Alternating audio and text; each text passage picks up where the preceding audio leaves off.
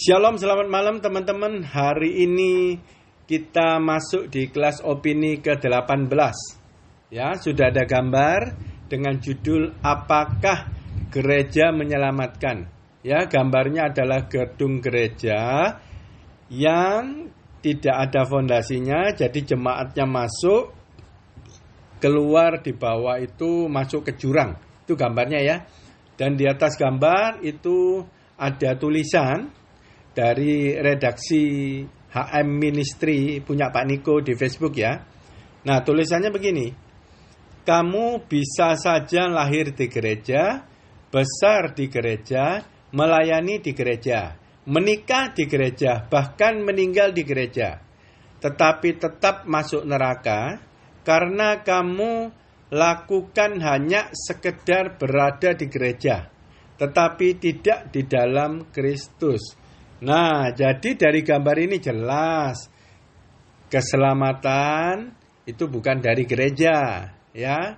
Jadi pertanyaannya, gereja menyelamatkan? Tanda tanya, ya tidak. Yang menyelamatkan kita udah tahu semua, yang menyelamatkan adalah Tuhan Yesus. Nah, jadi saya kasih ayat-ayat dasarnya. Yang menyelamatkan adalah Tuhan Yesus, bukan gereja ya. Nah, baru habis itu kita masuk dalam pembahasan gambar itu ya. Nah, jadi Yohanes 14 ayat 6, kata Yesus kepadanya, Akulah jalan dan kebenaran dan hidup. Tidak ada seorang pun yang datang kepada Bapa kalau tidak melalui aku. Nah, ini udah jelas. Gak bisa masuk surga kalau tidak melalui Tuhan Yesus. Nah, itu jelas banget ya. Nah, terus gimana? Nah, gimananya itu Roma 10 ayat 9 dan 10. Ayat 9, sebab jika kamu mengaku dengan mulutmu bahwa Yesus adalah Tuhan dan percaya dalam hatimu bahwa Allah telah membangkitkan Dia dari antara orang mati, maka kamu akan diselamatkan. 10. Karena dengan hati orang percaya dan dibenarkan, dengan mulut orang mengaku akan diselamatkan. Nah, jadi melalui Tuhan Yesus ya harus menerima Tuhan Yesus sebagai Tuhan dan juru selamatnya. Ya, mengaku beneran gitu ya. Nah, terus Yohanes 3 ayat 16, karena begitu besar kasih Allah akan dunia ini, sehingga Ia telah mengaruniakan anaknya yang tunggal, supaya setiap orang yang percaya kepadanya tidak binasa, melainkan beroleh hidup yang kekal. Pertanyaannya, kok bisa Tuhan Yesus? Karena Allah Bapa itu mengasihi kita semua. Makanya diutusnya anaknya yang tunggal, Sang Firman itu, inkarnasi menjadi manusia. Nah, supaya yang percaya kepada Tuhan Yesus tidak binasa. Ya, itu urut-urutannya. Titus 3 ayat 5. Sebentar ya. Oke, Titus 3 ayat 5. Pada waktu itu Dia telah menyelamatkan kita, bukan karena perbuatan baik yang telah kita lakukan, tetapi karena rahmat-Nya oleh permandian kelahiran kembali, dan oleh pembaharuan yang dikerjakan oleh Roh Kudus.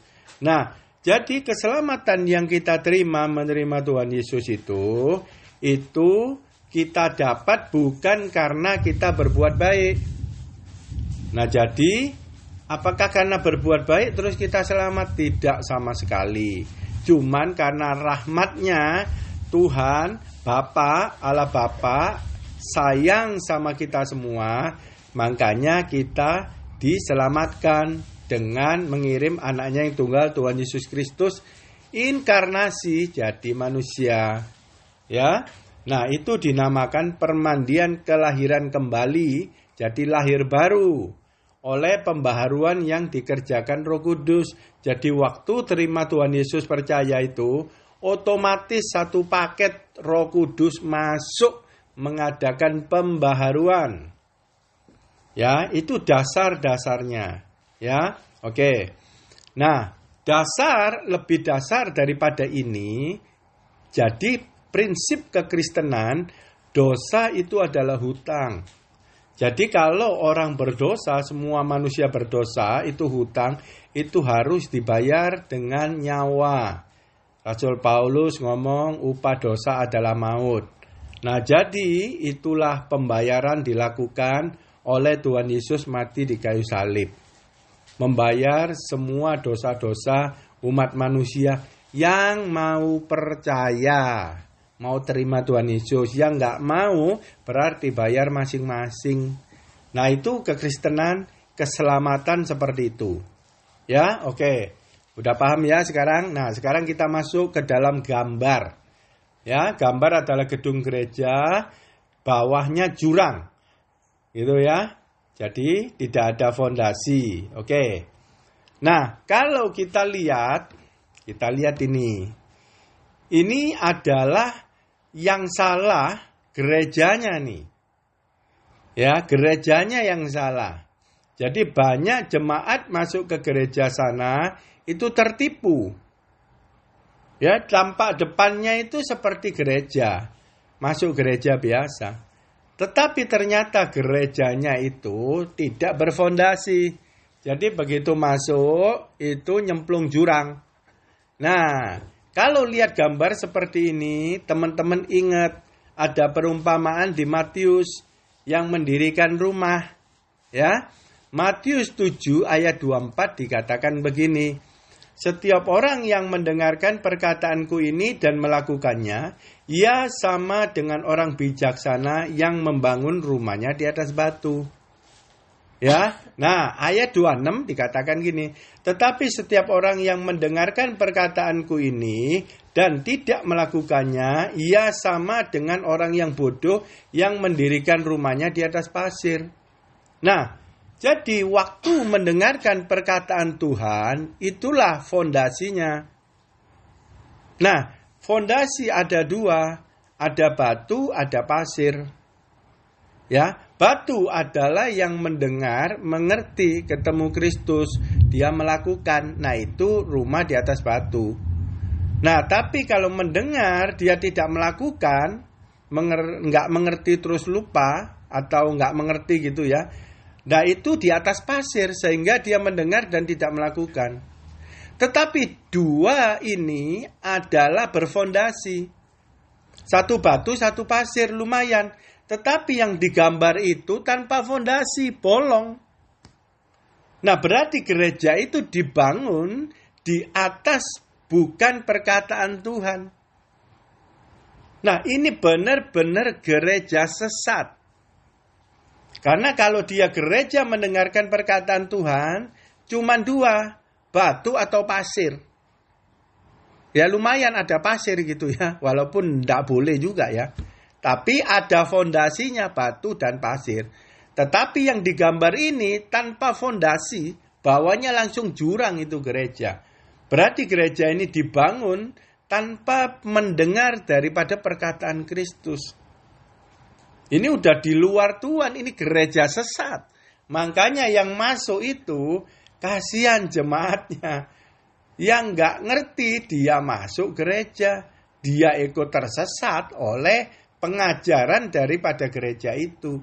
Langsung masuk jurang semua. Itu gambaran binasa masuk neraka. Ya. Nah, yang salah siapa? Nah, dari sini kenapa gambar ini diterbitkan? Jadi kita harus berhati-hati, maksudnya begitu. Memilih gereja harus berhati-hati. Nah, tahu dari mana ini gereja sesat dan tidak? Karena sulit dideteksi. Bahkan gereja sesat pun pengikutnya banyak banget. Nah, jadi adalah tanggung jawab pribadi kita masing-masing dengan Tuhan. Nomor satu, nggak bisa menggantungkan gereja. Keintiman, mempunyai fondasi, pengenalan akan Tuhan. Masing-masing harus cari sendiri-sendiri kepada Tuhan. Yaitu intim di posisi Maria. Mendengarkan perkataan Tuhan, merenungkan. Sampai ketemu batu. Minimal. Kalau kitanya sendiri nggak kenal Tuhan, kita tidak bisa menilai gereja. karena kita bodoh. Kalau kita pinter, kita ngerti, nah begitu kita masuk gereja, kita tahu ini gereja tidak benar pengajarannya. Ya jangan mau di sana. Maksudnya begitu. Ya, jadi gerejanya di perkataan di gambar itu, kamu hanya sekedar berada di gereja tapi tidak di dalam Kristus. Jadi gerejanya nggak ngajarin ke Kristus, nggak ngajarin keintiman. Ya, jadi hanya berada di gereja. Jadi nggak ada pengajarannya, dinina-bobokkan, disesatkan. Tahu disesatkan karena gerejanya tanpa fondasi, bawahnya bolong. Berarti dari gereja itu tidak mengabarkan Injil keselamatan yang benar. Ya, di Matius di lain firman Tuhan, Matius bilang kan, nabi-nabi palsu itu bernubuat, berdoa, ngusir setan, nyembuhin orang sakit, akhirnya kan diusir Tuhan. Ya kan? Matius 7, 21. Ya toh itu kan seperti gereja dia. Pekerjaan gereja dia lakukan semua tuh. Ya, nengok orang, jenguk, nyembuhin orang sakit, ngusir setan gitu ya. Itu gereja. Gedung gerejanya maksudnya tampak kegiatan gerejanya seperti itu. Tapi di dalamnya tidak ada keselamatan. Nah, itu terjebak orang. Karena lihat gedungnya, lihat aktivitasnya. Kok baik begitu ya? Ingat, diselamatkan bukan karena perbuatan baik. Yang nabi palsu itu juga berbuat baik, melayani sama. Tapi tidak selamat loh terakhirnya. Ya. Jadi perbuatan baik tidak menyelamatkan. Oke, sekarang kita lihat.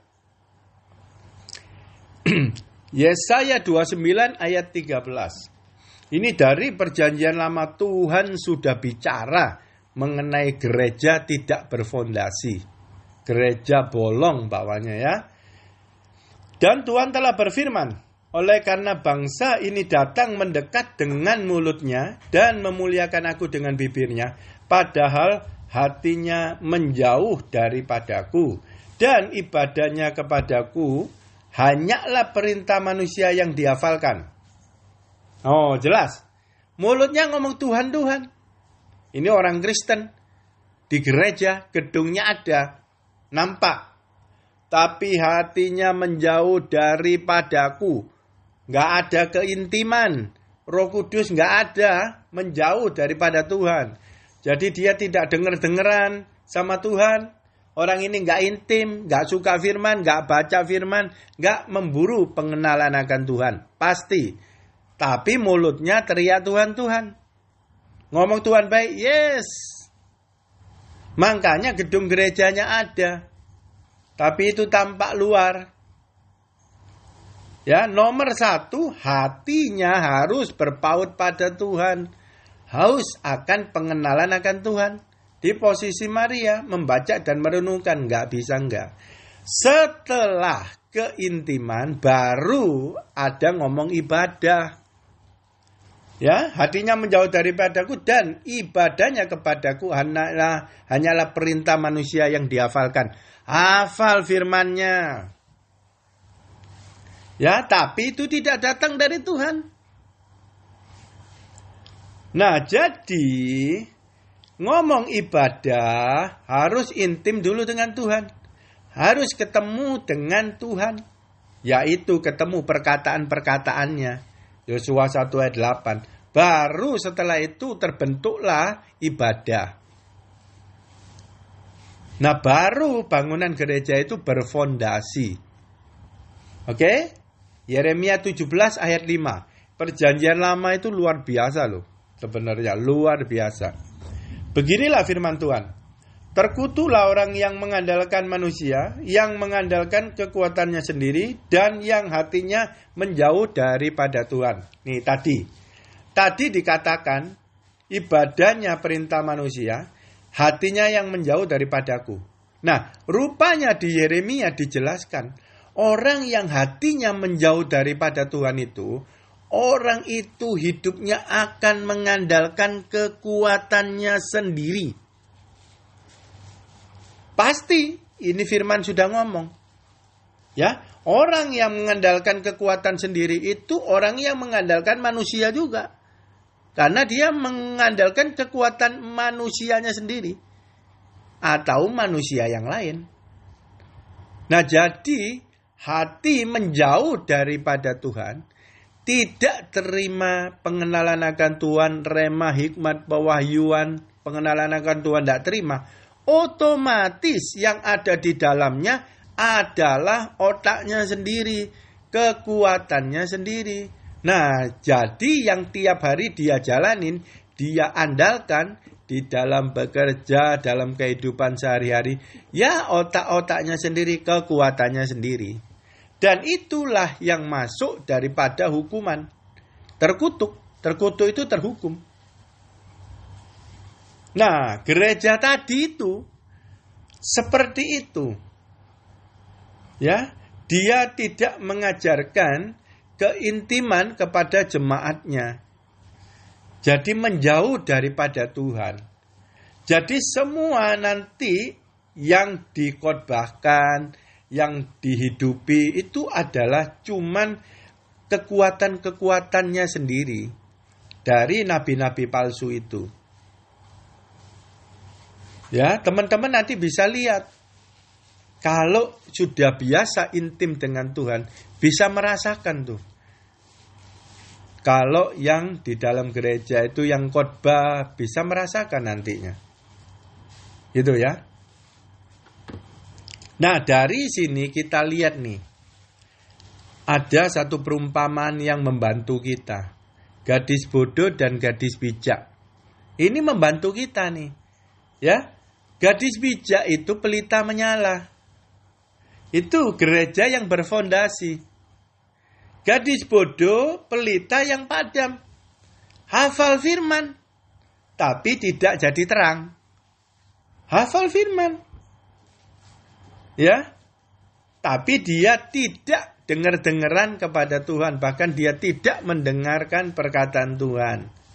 Jadi akhirnya semuanya yang dia lakukan, yang dihafalkan adalah sebenarnya kekuatan pribadi manusianya sendiri yang dirohani-rohanikan. Wong pelitanya padam kok. Berarti dia jalan pakai kekuatannya sendiri. Mulutnya memuliakan Tuhan. Tapi ibadahnya bukan berasal dari Tuhan. Ya, itu gereja tanpa fondasi. Hati-hati. Itu adalah gereja sesat. Tipis. Karena tampak gedungnya sama, tapi fondasinya bolong, tidak ada yang tahu itu fondasi bolong. Dari depan gerejanya sama. Yang tahu fondasi bolong adalah orang Kristen yang intim dengan Tuhan. Yang aslinya sudah tahu, makanya yang palsunya bisa terdeteksi. Kalau yang aslinya nggak tahu, nggak bisa mendeteksi yang palsu. Gak pernah punya uang asli, gimana bisa tahu uang itu palsu? Punya uang asli dan tahu karakter daripada uang asli, baru tahu kalau dikasih uang palsu ini palsu. Begitu ya. Matius 7:15 dikatakan gini, waspadalah terhadap nabi-nabi palsu yang datang kepadamu dengan menyamar seperti domba, tetapi sesungguhnya mereka adalah serigala yang buas. Nah, ini ya kan? Serigala yang buas. Dari buahnya lah kamu mengenal mereka. Dapatkah orang memetik buah anggur dari semak duri, atau buah ara dari rumput duri? Demikianlah setiap pohon yang baik menghasilkan buah yang baik. Setiap pohon yang tidak baik menghasilkan buah yang tidak baik. Tidak mungkin pohon baik itu menghasilkan buah yang tidak baik. Ataupun pohon yang tidak baik itu menghasilkan buah yang baik. Nah, berbuah kita semua udah tahu. Dengar, mengerti, maka berbuah. Dan berbuah adalah melakukan kehendak Tuhan, yaitu gadis bijak dengan pelita menyala karena ada minyak cadangan. Ya. Nah, kalau yang tidak berbuah berarti dengar tidak mengerti. Bisa hafal karena dia tiap minggu ke gereja, tiap minggu dengar firman. Bisa hafal, bisa dengar terus kok. Tapi nggak ngerti, berarti nggak punya minyak cadangan. Makanya dia nggak bisa berbuah. Dan ini adalah sangat berbahaya. Karena hafal firman tapi tidak hidup di dalam pertobatan. Merasa benarnya tinggi. Dia hidup di dalam kekuatannya sendiri. Ini hatinya menjauh daripada Tuhan. Ya. Nah, tidak berbuah yang kedua itu tadi mendengar, hafal dan tidak mengerti. Ya. Nah, yang kedua tidak berbuahnya tidak dengar dan tidak ngerti. Nah, ini bahaya. Ada gereja, ada jemaat yang nggak mau dengar firman, ya pasti nggak ngerti. Dan ini kalau diberi kesempatan bicara, itu nabi palsu banget gitu ya. Nah, itu bahaya sekali. 19, dan setiap pohon yang tidak menghasilkan buah yang baik, pasti ditebang dan dibuang ke dalam api. Ya. Nah, dari gereja yang tadi gambar, jemaatnya itu masuk neraka semua. Karena jemaat itu tidak berbuah. Tidak berbuah adalah tidak melakukan kehendak Tuhan. Kenapa? Ya gerejanya nggak ngajarin. Yang pertama, nggak ada pengajaran. Yang kedua, jemaatnya sendiri itu tidak intim dengan Tuhan. Nah, jadi makanya keselamatan tanggung jawab masing-masing. Jangan kita menggantungkan kepada gereja. Ya. Jadi masing-masing kita tanggung jawab kepada pribadi kita masing-masing. Jadi terus semangat intim dengan Tuhan. Nggak ada jalan lain. Ya.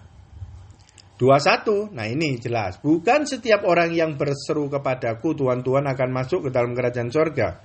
Melainkan dia yang melakukan kehendak Bapakku yang di sorga. Nah jelas, ya toh. Yang tadi yang bilang, ya saya tadi ya, 29:13. Tuhan telah berfirman karena bangsa ini datang mendekat dengan mulutnya dan memuliakan aku dengan bibirnya. Ya kan? Setiap orang yang berseru-seru kepadaku Tuhan, nah itu. Tapi hatinya menjauh daripadaku. Ya, yang ibadahnya hanyalah perintah manusia yang dihafalkan. Jadi dia tidak melakukan kehendak Bapa.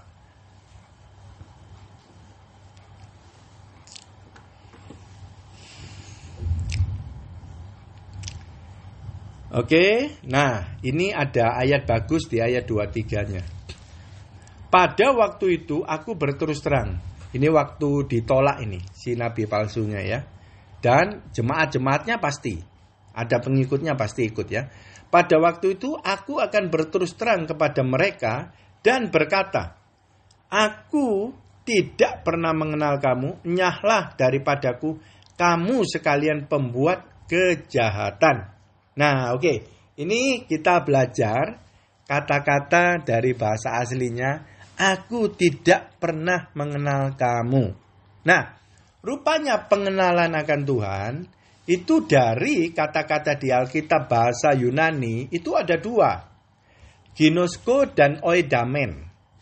Yang di ayat ini, ayat 23 ini, aku tidak pernah mengenal kamu, itu pakai kata ginosko.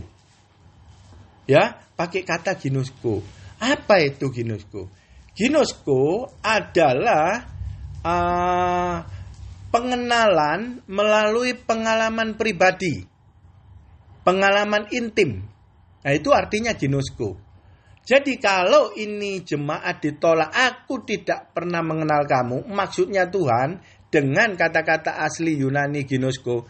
Aku tidak pernah intim dengan kamu. Jadi bukan pengenalan biasa.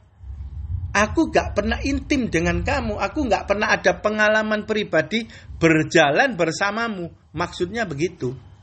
Nah, Kalau pengenalan yang kedua, oidamen, itu namanya, itu adalah pengetahuan yang tidak melalui pengalaman pribadi. Jadi tahu aja, tapi nggak berjalan ada pengalaman pribadi dengan Tuhan. Gitu ya. Nah, jadi ginosko itu adalah pengenalan yang melalui pengalaman. Kalau oidamen itu pengetahuan intelektual aja. Jadi tahu Tuhan karena intelektual. Dia tidak berjalan bersama Tuhan. Nah, jadi di ayat 23, si nabi palsu ini ditolak Tuhan. Aku tidak pernah ginosko dengan kamu. Jadi aku nggak pernah berjalan intim dengan kamu. Nah, itu maksudnya. Nah, jadi kalau kita tidak menghidupi firman, dengar dan mengerti, itu artinya kita tidak ginosko dengan Tuhan. Tetapi kalau yang di gereja sebatas dengar aja informasi tok gitu, itu yang namanya nanti terjebak di dalam pengetahuan intelektual, oidamen. Tahu Tuhan, tahu. Tapi nggak intim dengan Tuhan, nggak berjalan dengan Tuhan. Nah itu. Ya.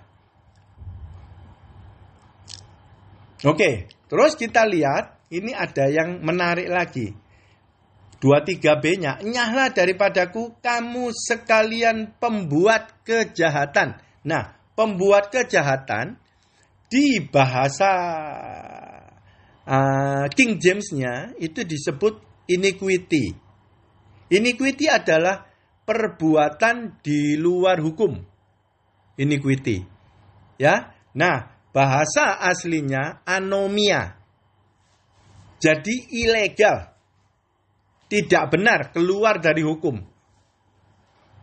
Nah, jadi karena orang ini hidup tidak intim dengan Tuhan, jadi yang dilakukannya setiap hari, responnya itu adalah keluar daripada hukum Tuhan.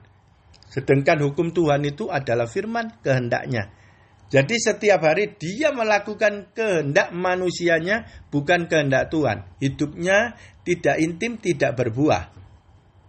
Nah itu, gambaran gereja tanpa fondasi. Ya. Sekarang kita lihat.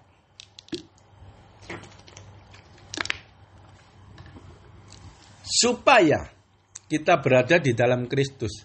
Karena perkataan daripada gambar itu begini. Karena yang kamu lakukan hanya sekedar berada di gereja, tetapi tidak di dalam Kristus. Nah, cuman sekedar berada di gereja. Tapi kita mau berada di dalam Kristus. Oke. 1 Yohanes 5 ayat 20. Gini. Akan tetapi kita tahu bahwa anak Allah telah datang dan telah mengaruniakan pengertian kepada kita, supaya kita mengenal dengan benar. Dan kita ada di dalam yang benar. Di dalam anaknya Yesus Kristus. Dia adalah Allah yang benar dan hidup yang kekal. Oke, ini luar biasa. 1 Yohanes 5:20 ayat 20 luar biasa. Jadi gini. Supaya kita berada di dalam Tuhan Yesus, dikatakan gini. Tuhan Anak Allah telah datang ke dunia, dia telah mengaruniakan pengertian kepada kita. Loh, pengertian kuncinya. Kalau nggak ada pengertian, kita nggak bisa masuk di dalam dia. Pengertian ini diajarkan. Nggak bisa, diam-diam kita ngerti, nggak bisa. Kalau Tuhan nggak ngajari melalui Roh Kudus, nggak bisa. Dengar firman tok juga nggak bisa. Nah, pengertian itu perlu dengar dari pengajaran Roh Kudus melalui perenungan firman. Nah, pengertian itu yang membawa supaya kita mengenal yang benar. Pengertian itu yang membawa pengenalan akan Tuhan. Gak ngerti, gak kenal. Gak kenal, finish. Tanpa fondasi, gak ketemu batu, jadi pasir. Tapi kalau gak dengar, bolong. Tapi kalau dengar, nggak ngerti pasir. Pasir pun nanti hancur. Nah, begitu ngerti kita kenal yang benar, yaitu Tuhan Yesus, pengenalan akan Tuhan. Dan ada di dalam yang benar. Jadi waktu mengerti kita masuk di dalam firman itu, di dalam Yesus kita menyatu, kita serupa dengan Tuhan Yesus. Di dalam anaknya Yesus Kristus. Oleh pengertian itu. Dia adalah Allah yang benar dan hidup yang kekal. Baru kita memiliki hidup kekal, tidak binasa tapi masuk surga. Cuman satu kuncinya, posisi Maria untuk mendengarkan pengajaran Roh Kudus. Pengajaran Tuhan Yesus melalui Roh Kudus. Direnungkan sehingga kita mengerti. Mengerti apa? Mengerti firman, mengerti pribadinya Tuhan Yesus, mengenal Tuhan Yesus Kristus. Begitu mengerti, klik, itu pelita menyala, itu kita berada di dalam Tuhan Yesus. Dan Tuhan Yesus di dalam kita, karena firman-Nya yang kita terima itu. Itu adalah keintiman terdalam. Dengan ciri nanti melahirkan buah-buah roh. Berbuah, melakukan kehendak-Nya. Ya, oleh karena Tuhan Yesus sang kebenaran itu. Nah, oke, sampai di sini itu kita sudah masuk di dalam pembahasan kata-kata dia, kita berada masuk di dalam Kristus. Nah, kita lihat lagi di Perjanjian Baru, gereja itu sebenarnya adalah tubuh kita sendiri, bait Allah. Jadi kita masuk lebih dalam nih, lebih luas nih ya. Sama fungsi-fungsinya gereja. Jadi kita tahu nanti. Ya. Matius 26 ayat 55. Pada saat itu Yesus berkata kepada orang banyak. Ini Yesus sendiri.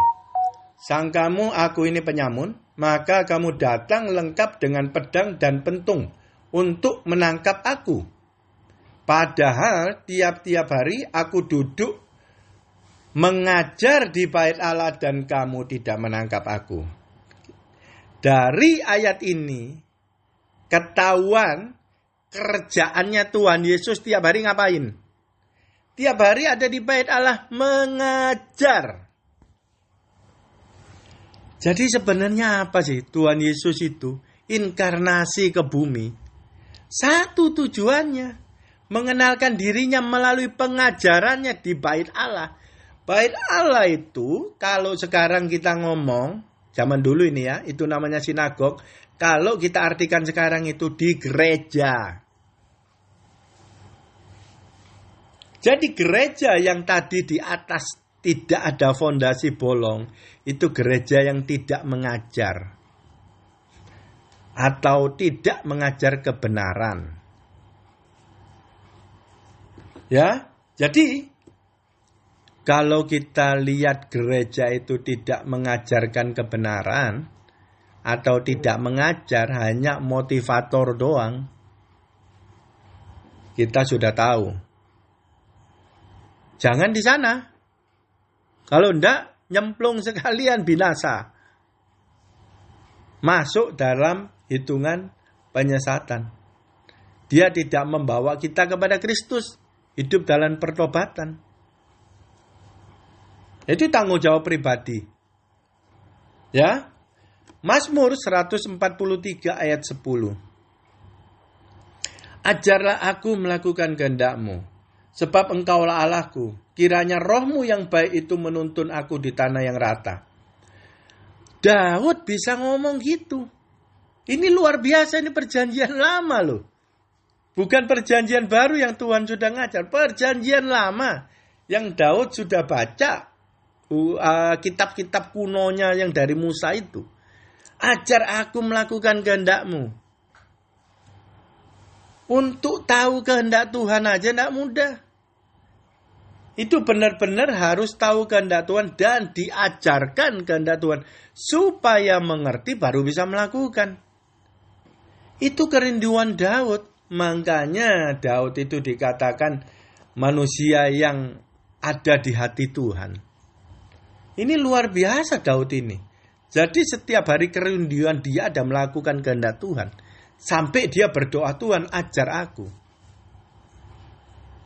Ya, dan kiranya rohmu yang baik itu menuntun aku di tanah yang rata. Loh, Daud tahu loh, nanti yang ngajar itu roh Tuhan. Menuntun aku ke tempat yang rata kan, oleh rohnya kan, roh yang baik, rohmu yang baik. Daud jadi tahu ada Roh Kudus itu, dia tahu. Dan itu menuntun. Di tanah yang rata itu ya adalah pengajaran daripada roh itu. Roh Kudus itu. Itu tanah yang rata. Yaitu melakukan kehendak Tuhan, diajari. Ini Daud. Yohanes 14 ayat 26. Tetapi penghibur yaitu Roh Kudus yang akan diutus oleh Bapa dalam namaku, dialah yang akan mengajarkan segala sesuatu kepadamu dan akan mengingatkan kamu akan semua yang telah kukatakan kepadamu. Yohanes baru ngomong ribuan tahun lagi, baru ngomong tuh dari Mazmur itu sudah dikatakan sama Daud. Dan di Yohanes baru ngomong, Roh Kudus sang penghibur diutus Bapa mengajarkan segala sesuatu, yaitu Roh Tuhan menuntun itu. Dan itu adalah penghiburan orang Kristen, yaitu tuntunan Tuhan, rema, hikmat, pewahyuan, pengenalan akan Tuhan. Itu yang harus jadi penghiburan, kesenangan kita. Bukan keduniawian. Kalau itu tidak ada di dalam hati kita, ingat, kamu sedang dalam posisi tidak baik-baik saja. Yang berarti penghiburanmu itu duniawi. Kamu sudah keluar daripada firman. Maka kembali, harus suka firman. Penghiburannya harus benar-benar, yaitu rohani firman Tuhan. Ya, bukan perkara duniawi. Kalau penghiburannya, kesenangannya perkara duniawi, itu cinta duniawi. Itu namanya perselingkuhan. Kita menyelingkuhi Tuhan yang sudah menebus kita. Dan itu berhala. Tuhan suka? Ya enggak suka. Ya, kedagingan itu perseteruan dengan Tuhan.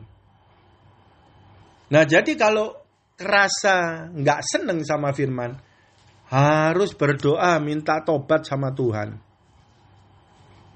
Karena itu ada benih di dalam kita yang sudah mulai menyimpang. Kita nggak suka firman.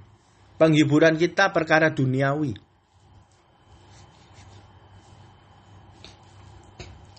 Ya.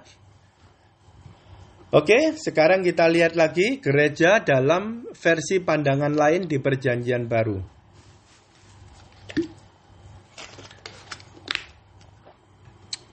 Satu Korintus 3 ayat 16. Tidak tahukah kamu bahwa kamu adalah bait Allah dan bahwa Roh Allah diam di dalam kamu? Nah, Perjanjian Baru ngomong gereja bait Allah. Sebenarnya itu bukan bangunan, tetapi pribadi kita. Itu bait Allah, itu gereja. Ya. Jadi kalau tadi digambarkan gereja itu bangunan tanpa fondasi, jadi kalau kita aplikasikan di dalam kita sendiri, ya orang itu berarti tidak dengar perkataan Tuhan, tidak suka firman, sukanya penghiburannya perkara-perkara duniawi. Hatinya menjauh dari Tuhan, maksudnya begitu. 1 Korintus 6 ayat 19. Atau tidak tahukah kamu bahwa tubuhmu adalah bait Roh Kudus yang diam di dalam kamu? Roh Kudus yang kamu peroleh dari Allah. Dan bahwa kamu bukan milik kamu sendiri. Nah, di dalam hukumnya Tuhan, kalau sudah mengakui Tuhan, Yesus sebagai Tuhan dan Juru Selamatnya, itu berarti tubuh kita yang hidup ini sudah bukan milik kita sendiri. Artinya kita nggak boleh sembarangan melakukan kehendak atas tubuh kita sendiri. Jadi perbuatan kita ini sudah harus kita serahkan kepada Tuhan Yesus. Kalau belum, dan itu adalah masalah karena kita keluar dari firman. Kalau kita masih mau berbuat semau gue, itu berarti kita masih tidak di dalam Dia. Jadi kita harus rajin terus intim dengan Tuhan, supaya kita masuk di dalam keintiman dengan Tuhan. Jadi Tuhan akan memakai tubuh kita melalui Roh Kudus yang ada di dalam kita, yaitu melalui pertobatan demi pertobatan. Itu adalah persembahan yang harum kepada Tuhan. Perjanjian lama bait Allah adalah seperti bangunan bait Allah, tempat kurban dibakar, persembahan kepada Tuhan yang harum. Perjanjian baru, korbannya adalah kedagingan kita sendiri. Oleh Roh Kudus sebagai api, Dia membakar semua yang berseteru dengan Tuhan, yaitu kedagingan kita. Tiap hari dibakar. Sehingga tiap hari kita melakukan kehendak Tuhan, bukan kehendak kita, keinginan kita. Karena tubuh kita sudah bukan milik kita. Itu hukumnya, tubuh kita bukan milik kita. Hukum yang benarnya, hukum roh. Ya. Dan kalau terhadap orang Kristen yang semau gue, itu dia sudah terjebak oleh yang namanya roh antikris. 2 Tesalonika ayat 2 pasal 2 ayat 4, 2 Tesalonika 2 ayat 4, yaitu lawan yang meninggikan diri di atas segala yang disebut atau yang disembah sebagai Allah, bahkan ia duduk di bait Allah dan mau menyatakan diri sebagai Allah. Dia duduk di bait Allah, kita sendiri. Itu setan, roh jahat menduduki bait Allah, menduduki orang Kristen. Dia mau menyatakan diri sebagai Allah, yaitu antikris. Antikris adalah yang memberhentikan persembahan korban kepada Tuhan. Artinya, orang Kristen itu meninggikan diri dan sudah tidak hidup di dalam pertobatan. Jadi yang dilakukan kehendaknya sendiri, bukan berbuah, melakukan kehendak Tuhan. Dan itu adalah gambaran gereja dengan fondasi yang bolong. Oke, ini terakhir mengenai gereja itu sendiri ya. Filipi 4 ayat 5, hendaklah kebaikan hatimu diketahui semua orang. Tuhan sudah dekat. Nah, Tuhan ngomong kebaikan hatimu diketahui semua orang. Ini orang yang hatinya sudah terproses oleh Roh Kudus. Makanya kebaikan hatimu diketahui semua orang. Kebaikan hati bisa diketahui itu melalui perbuatan. Perbuatan yang untuk diketahui semua orang, yaitu yang memuliakan Tuhan. Yang orang lihat nanti oleh perbuatan kita, orang lihat ada Tuhan Yesus. Maksudnya begitu. Jadi sengaja dipamerkan. Jadi bukan kitanya yang maju, nanti yang memuliakan Tuhan. Ya, dan itu adalah gereja dengan fondasi yang berbuah melakukan kehendak Tuhan. Matius 5 ayat 13 dikatakan gini.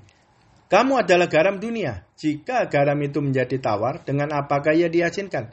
Tidak ada gunanya lagi selain dibuang dan diinjak orang. 14. Ini 14. Kamu adalah terang dunia. Kota yang terletak di atas gunung tidak mungkin tersembunyi. Nah, kota yang tidak mungkin tersembunyi, jadi pasti kelihatan. Yang kelihatan apanya? Terangnya. Apa itu terang? Dengar, mengerti. Firman berupa pelita, dia ada minyak, dia menyala. Dia terang. Jadi oleh terang itu kita melakukan perbuatan-perbuatan berbuah melakukan kehendak Tuhan. Itu adalah terang menyala. Dan tidak mungkin tersembunyi. Karena perbuatan kita itu memuliakan Tuhan. Nolong banyak orang, gini gitu, pelayanan ya, yang melalui perbuatan kita sehari-hari. Dan itu tidak mungkin tersembunyi. Dan semua orang akan tahu ini orang Kristen. Kalau kita orang Kristen dan tidak tahu orang-orang yang bersinggungan dengan kita di pekerjaan dan lain-lain tidak tahu kita Kristen, itu kita berarti tersembunyi. Kita gak ada terang. Kita sama dengan dia. Tapi kalau terang itu tidak mungkin tersembunyi, kita gak usah ngomong Tuhan Yesus, dia pasti tahu. Ini Tuhan Yesus. Nah itu terang. Gak bisa disembunyikan. Ya. Lagi pula ayat 15, orang tidak menyalakan pelita lalu meletakkannya di bawah gantang, melainkan di atas kaki Dian, sehingga menerangi semua orang di dalam rumah itu. Loh, kalau nyalain pelita, ini gadis bijak nih hidupnya ini. Hidupnya menerangi semua orang. Jadi melalui perbuatan berbuat dia melakukan kehendak Tuhan, memuliakan Tuhan itu menerangi semua orang. Itu mengajari orang, itu memuridkan semua bangsa oleh pelita yang menyala. Gak mungkin tersembunyi. Nah ini kelihatan ini. Gadis bijak itu seperti itu. Nah kalau gadis bodoh, pelitanya padam. Dia di kumpulannya sehari-hari, dia tidak terlihat seperti orang Kristen. Dia sama dengan orang dunia, cuman dia hafal firman. Dia tahu pelita, dia pegang pelita. Ya. 16, demikianlah hendaknya terangmu bercahaya di depan orang, supaya mereka melihat perbuatanmu yang baik dan memuliakan Bapamu di surga. Nah, finalnya ayat 16 kan dia ngomong, hendaklah terangmu bercahaya. Terang adalah hasil daripada pengajaran Tuhan di dalam kita. Rema, pewahyuan, hikmat. Dan itu nanti percaya di depan orang artinya apa? Perbuatan kita, hasil daripada pertobatan, itu adalah perbuatan iman. Orang lain lihat, itu perbuatan yang baik memuliakan Tuhan. Nah, itu adalah gambar gereja yang benar. Gereja yang berfondasi. Jadi hati-hati dalam memilih gereja. Ya. Oke. Ada lagi satu ayat penutup. Markus 4 ayat 21.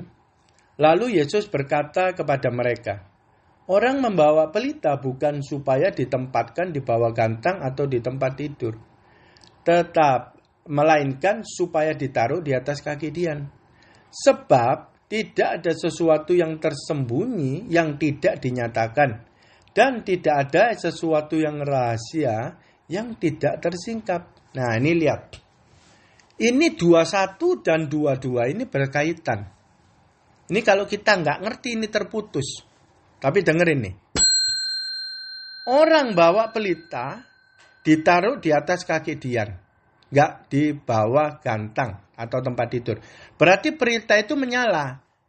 Dia difungsikan di atas kaki Dian supaya ruangan itu nyala. Ya. Nah, ayat 22 ini jawabannya. Tidak ada sesuatu yang tersembunyi tidak dinyatakan, dan tidak ada sesuatu yang rahasia tidak akan tersingkap. Artinya apa? Pelita menyala itu sesuatu yang tersembunyi, yang rahasia sudah disingkap. Yang dulunya gelap sekarang nyala. Itu artinya pelita menyala. Ngerti firman, nah itu pelitanya menyala. Jadi itu adalah gadis bijak yang intim dengan Tuhan. Pelitanya menyala, dia hobinya berburu pengenalan akan Tuhan. Sehingga firman yang rahasia, yang tersembunyi itu dinyatakan oleh Tuhan. Pengenalan akan Tuhan, pewahyuan, rema, hikmat, ditangkapnya. Sehingga pelitanya menyala. Terus ditaruh di atas kaki Dian. Supaya ruangan itu dapat daripada terang pengenalan akan Tuhan. Luar biasa, Lukas 11 ayat 33. Terakhir.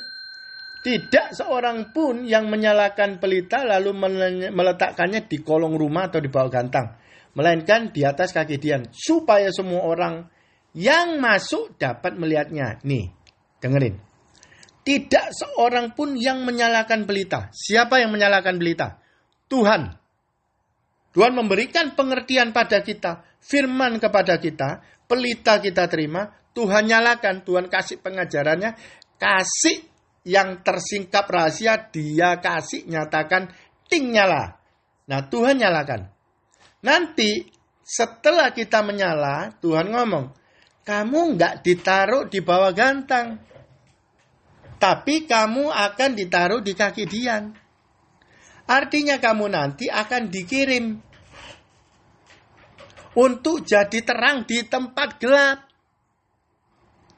Supaya semua orang yang masuk dapat melihat cahayanya. Bukan melihat kita, melihat cahayanya. Kenapa? Kita masih belum sempurna. Banyak yang masih diperbaiki. Tapi Tuhan ngomong untuk melihat cahayanya. Cahayanya adalah perbuatan kita yang hasil daripada pengajaran Tuhan. Pelita menyala itu pertobatan. Jadi semua orang yang masuk dia dapat melihat. Semua orang yang bersentuhan dengan kita di pekerjaan dan manapun dapat melihat ada cahaya, ada perbuatan kita. Memuridkan bangsa-bangsa, itu gereja yang benar. Kalau kita sendiri nggak ngerti, gereja nggak intim sama Tuhan, kita nggak bisa melihat gereja yang tanpa fondasi, gereja bolong. Maka kalau kita masuk di dalam satu persekutuan, kita akan mudah tertipu, hanyut, ikut tersesat, dan akhirnya binasa seperti gambar itu. Tuhan Yesus luar biasa. Amin.